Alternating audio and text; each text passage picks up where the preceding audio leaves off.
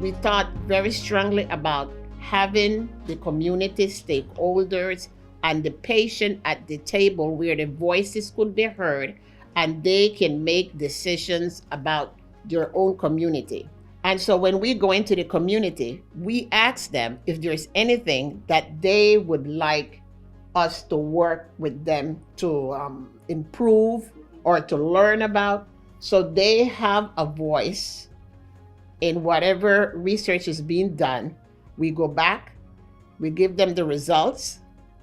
They can see where their return on investment lies. When I saw that we were going to go national, I said I was very, very happy and emotional about it because I remember where we started.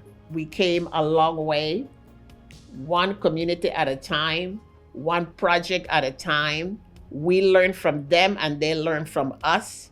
We have been able to develop relationship with different stakeholders, different members and leaders in the community, and they have brought their perspective to us.